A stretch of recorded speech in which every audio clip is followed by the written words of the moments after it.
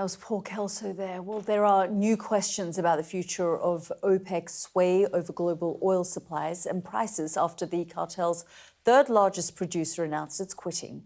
The UAE said it wants greater flexibility to sell more oil unconstrained by OPEC production caps. But regional politics are also at play.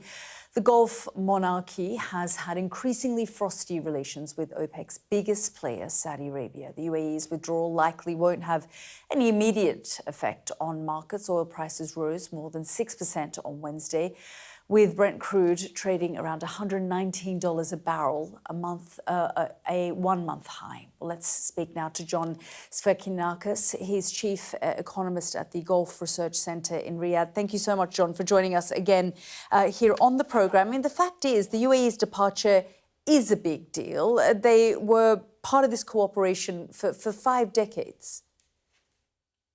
Well, first of all, thank you for having me again. Great to be with you, Yalda.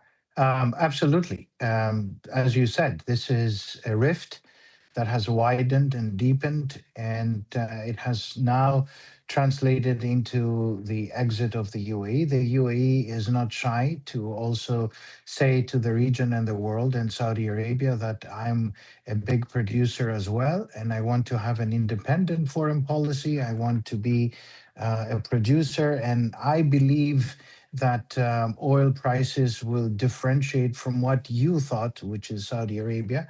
So this is the beginning of a new OPEC. We don't know if this is the end of OPEC, but for sure this is a new beginning for the UAE and a new beginning for Saudi Arabia and the Gulf countries. Why this moment? Why did the UAE take this kind of decision? You know, when we're still in the middle of this war, there is still a lot of uncertainty. The Strait of Hormuz is effectively still closed. Why did they choose this very moment? Because I think they want to indicate that they are becoming independent, they are doubling down, and they're going at it alone. And also, it's an indication that they're aligned with the US, they're more aligned with Israel, and they need to be away from what they consider to be the vestiges of Saudi Arabia and OPEC.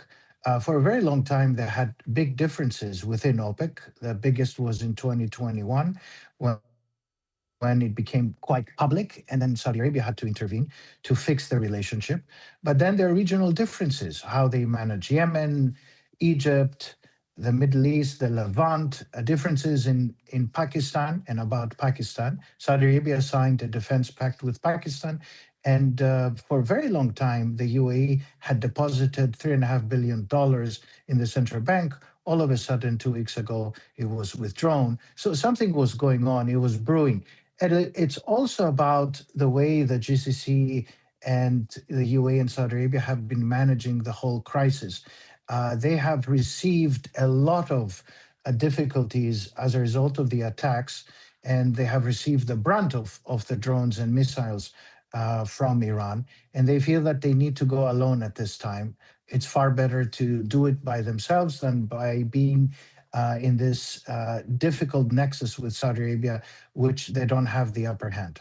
Yeah, John, it's interesting because rather than the war bringing the GCC together, and despite these statements that we've continued to hear from these different leaders, it feels like it's almost caused further deepened, certainly the rift between the UAE and Saudi Arabia, which we were seeing anyway before this war began. Do you think on the part of the UAE this is an emotional decision and they could be coming in over their skis?